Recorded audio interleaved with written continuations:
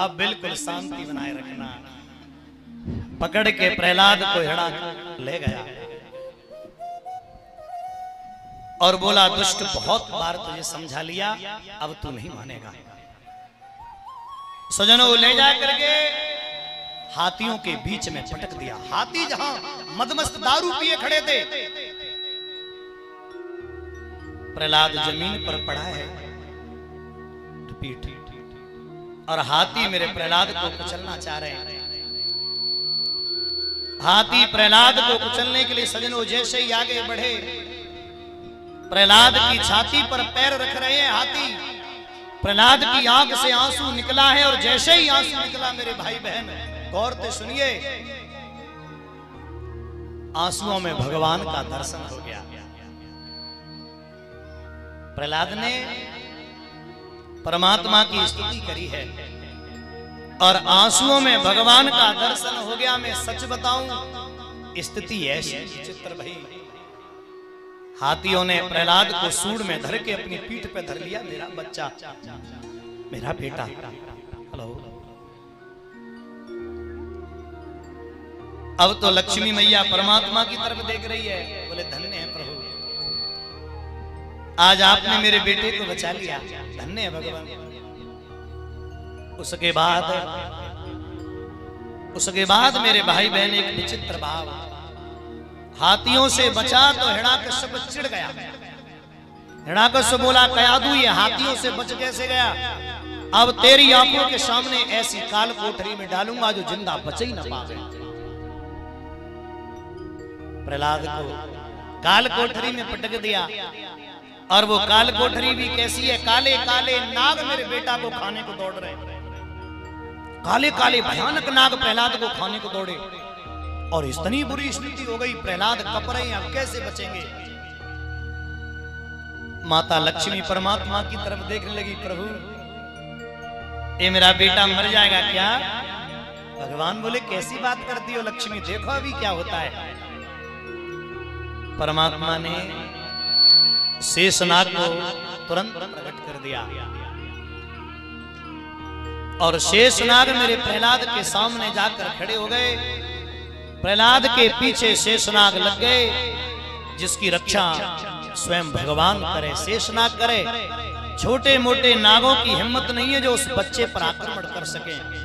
आधे सर्प जमीन पर लेट गए, और आधे सर्प भाई बहन रजाई बन गए, रजाई और गड्ढा मित्र बन गए प्रहलाद के सर्प।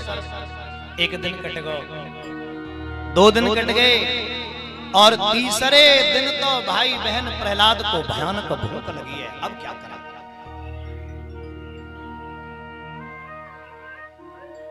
प्रहलाद सोचने लगे, अब हम क्या करें, अब क्या करें, कहां जाएं? बड़ी तेज भूख लग रही थी। परमात्मा की तरफ यूं देखा, प्रभु क्या मरवा दोगे? मानो लक्ष्मी की तरफ भगवान देख रहे हैं, लक्ष्मी जी आपकी बारी है, आप जा नहीं सकती क्या? माता लक्ष्मी बोली, परमात्मा मैं तो कब से तैयार खड़ी थी, आपने हमसे कही ना आए। आज माता लक्ष्मी भाई बहन भोजन बनाकर चली है, हाथ में लेकर भोजन का थाल लक्ष्मी मैया जा रही है। एक बात मैं आपको बता दूं, 5 मिनट में आपसे मांगता हूं बिल्कुल शांति के। वैसे भी आप शांति बैठे, लेकिन 5 मिनट बिल्कुल शांत बैठना। भैया माता लक्ष्मी ने आवाज लगा दी, बेटा प्रहलाद, प्रहलाद बेटा, कयादू बनकर गई है। अब तो प्रहलाद को लगा कि ये तो मेरी मां की आवाज है, ये तो मेरी मैया लक्ष्मी की आवाज है। प्रहलाद बोले, मैया तुम कैसे आ गई? माता लक्ष्मी बोली, बेटा बस कयादू के रूप में आई है, बेटा बस में आ गई, तू भोजन कर ले, ला फटाफट जल्दी से बना के लाई हूं, भोजन कर ले। अब भूख तो लगी रही थी प्रहलाद को। माता लक्ष्मी ने जैसे ही एक भोजन का टुकड़ा तोड़कर प्रहलाद के मुंह में दिया, ऐसा स्वाद प्रहलाद को कभी नहीं आया। मानो तो प्रहलाद रो गए, और रोकर बोले, मैया तो मेरी कसम सच बताना, जा भोजन में का डाल के लाई है आज? मैया मैं सही बता रहा हूं, ऐसा प्यारा भोजन करो ही ना है। पर लक्ष्मी कैसे कह दे कि मैं क्या लक्ष्मी हूं? बोल नहीं पा रही मैया, बोल नहीं पा रही है। माता लक्ष्मी बोली बेटा लो भोजन कर लो। और जैसे ही प्रहलाद के मुख में सजनो दूसरा ग्रास दिया, प्रहलाद लक्ष्मी की तरफ देख रहे हैं। और सच बताऊं, प्रहलाद पूछ रहे माता इतनी मौत में तू आगे से गई? मानो लक्ष्मी क्या कह रही, बेटा मैं मां हूं, बेटा मुसीबत में हो तो मां मौत भी नहीं देखती। और मैं सच बता रहा हूं, ये हकीकत है। यहां जितने भक्त बैठे, जितने लड़के मेरी कथा सुन रहे हैं, जिनके माँ बाप जीवित हैं वो सुन लो, अपने माँ बाप की सेवा करते रहना मेरे भाई बहन। इस मंच से मेरी जिम्मेदारी बनती है मैं आपको समझा दूं। अगर मेरी बात अगर माने तो बहुत बढ़िया है, नहीं माने तो आपकी मर्जी है। बात न करना, अपने माँ बाप की सेवा करते रहना। अगर यहां से चूक गए तो इनके मरवे के बाद फिर तस्वीर देख देख कर मत रोना। अभी मैं कथा कर रहा था एक जगह, एक लड़का सवेरे मेरे साथ गया टहलने और वो रोएगा, बोले प्रभु मेरी मैया इस दुनिया में ना रही, जब मेरी मैया ही तुम्हें बाकी सेवा ना कर पाया, मैं तो रोज रोए। बोले हम 4-5 भैया हैं, मेरी मैया सबसे छोटे की तरफ रहती, तो हम भाई रोज नाराज होते बाप है, रोज रोज कहते तू भाई ये सब दे रही है, छोटे ही ये सब दे रही है। और ऐसी कह गए कि हमने अपनी मैया पानियों नहीं दो, हम बातें नाराज रहे। और अब जब मैया की तस्वीर देखते हैं तो रोना आ जाता है। मैंने कहा अब, बोले अब तो 5 भैया लगाए पे घर में तस्वीर।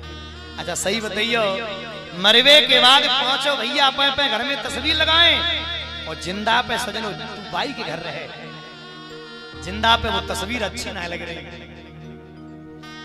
जिंदा पे वो मैया की तस्वीर इतनी बुरी लग रही है। उठ जाए जी रोटी मांगे ले बेई बहू मरवे के बाद तस्वीर साफ कर रही है, भाई सासू की तस्वीर है, और बेई तस्वीर जब जिंदा आई तब वो बहू रोटी तक ना दे रही है। माँ बहुत बड़ा खजाना है, अपनी माँ का दिल कभी मत दुखा देना। और जिसने दिल दुखा दिया, मैं सच बता रहा हूं, माँ ऐसा शब्द है, जब तक माँ जीवित रहती है ना तब तक बचपन रहता है। आदमी चाहे 70 को रह जाए, मैंने 70 साल के बड़े बूढ़े अपनी मैया के पास खेलत देखे हैं। हाँ 70 साल के बड़े बूढ़े अपनी मैया के पास खेलते हैं। और जिसकी माँ जिस दिन चली जाए समझ लेना उस दिन आदमी को लगता है अब मैं बड़ा हो गया। हाँ माँ रहती है तब तक बचपन रहता है। और हम क्या करते हैं, एक लड़का अपनी पत्नी के पास बैठा खाना खाता था, और खाना खाए के सजनों हाथ धोने कहा जाता था, अपने माँ के बक्सा में। बाकी बहू ने पूछी कि तुम खानों में पास खाते हो और हाथ माँ के बक्सा में क्यों धोते हो? हाथ पहुंचने जाता था माँ के बक्सा में, यहाँ का कपड़ा नहीं है। तो माँ ने रोए के कई बोले सुने, मैं जब मैं छोटा था ना तो मेरी मैया कबू घिन्ना करती मोते, मेरे हाथ गंदे हो जाते तो पल्लू दे देती ले पहुंच ले, और हम उसी के पल्लू से हाथ पहुंच ले। इतनी बुरी आदत पड़ गई माँ के पल्लू के हाथ पहुंचवे की कि आज एक दिन मैंने तेरे पल्लू पे पहुंच लो तो तेने इतनी बुरी बुरी कही कि कहां ते आ गए गंदे, जा घर में आ गई, तमीज ना है। तो बादना से मैं डर गया, और जा बक्सा में मेरी माँ की साड़ी रखी है, सो मुझे मेरी माँ की याद आ जाती है, इसलिए बक्सा में हाथ पहुंच लूंगा। भैया लोग कहते हैं कन्यादान होता है, पर मैं कहता हूं बेटा दान होता है। कन्यादान नहीं होता, कन्यादान होता तो बेटी ब्याह के बाद भी अपनी माँ से बात करती रहती है। लेकिन जिस बूढ़ी माँ ने 22 साल तक बच्चे को पाला, और जैसे ही बहू आई सजनों आते ही आते तो फाटे कदई घर में, हिम्मत ना है माँ की जो अपने बेटा से बात कर ले। तो बोलो बेटा दान है वो कि ना है? बेटा दान हो जाता है।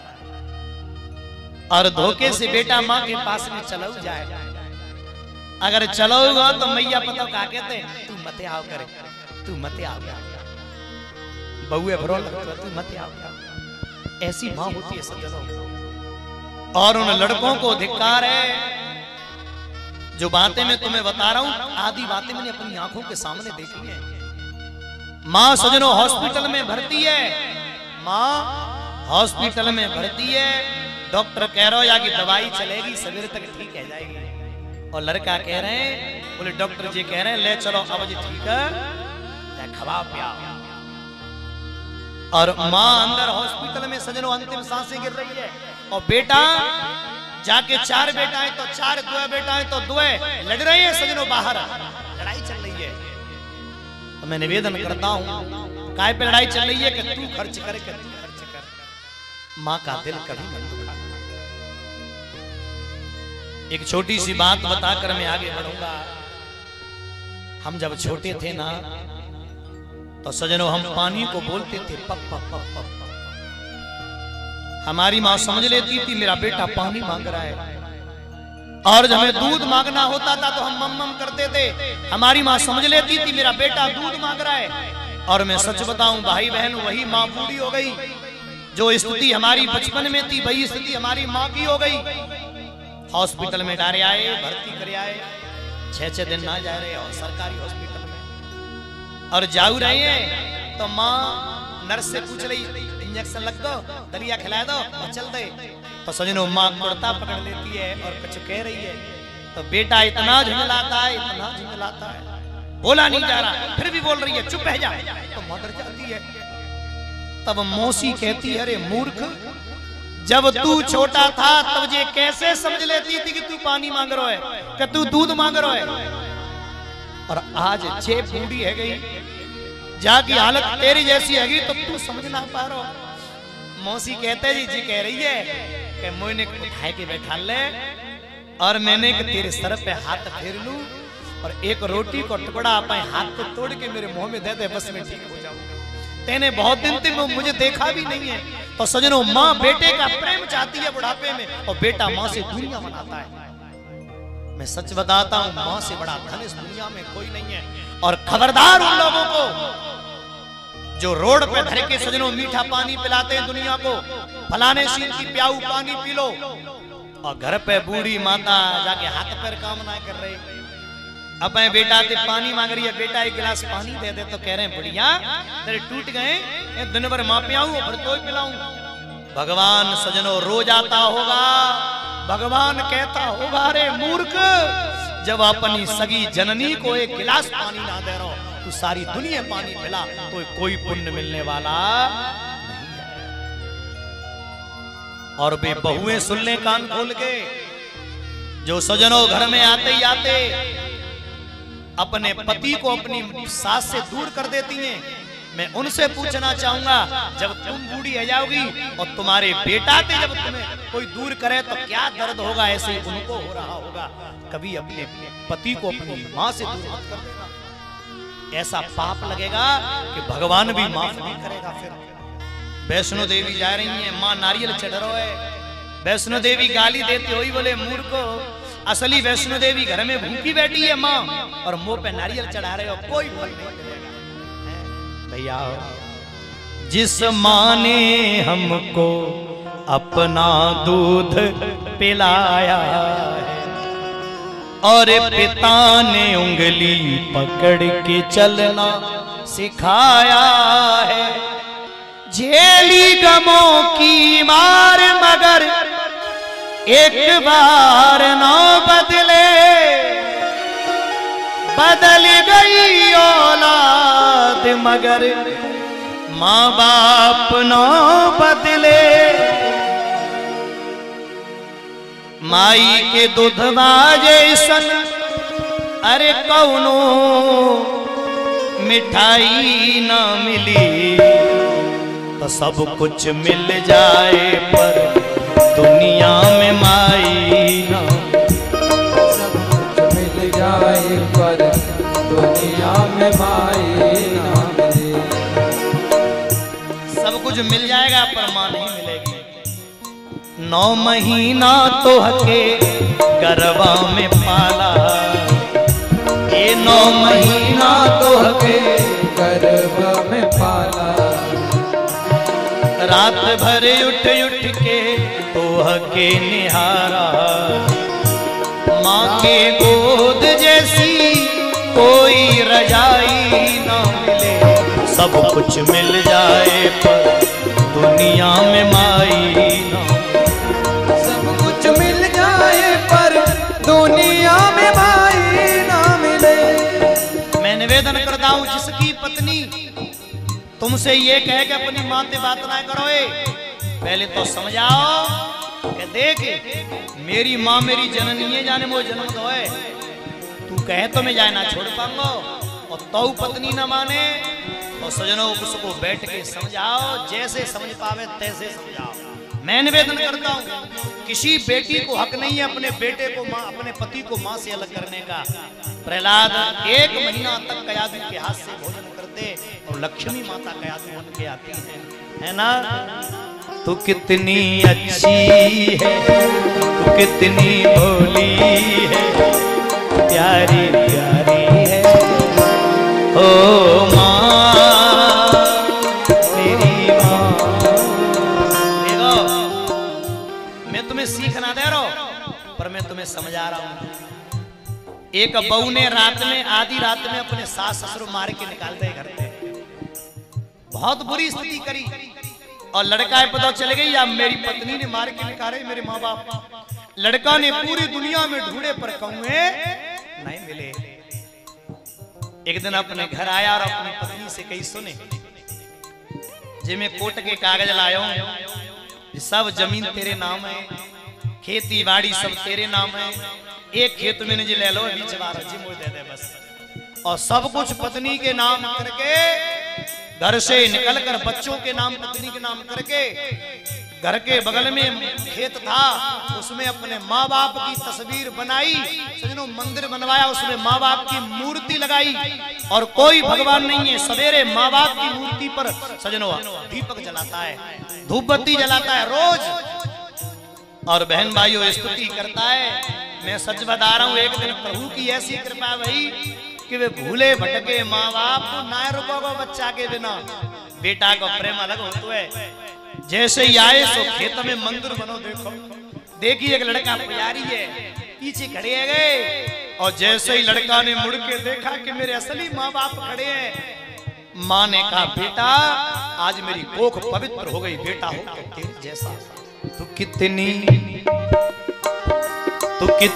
अच्छी है, तू कितनी भोली है, प्यारी प्यारी है ओ माँ। 1 महीना बाद हिरण्याकश्यप ने निकाला, प्रहलाद तो और सुंदर निकले, और प्रहलाद बोले पिताजी राम राम। बोले ये मरो ना है कयादू, मुझे लगता है तूने जानबूझ के इसको भोजन कराया है।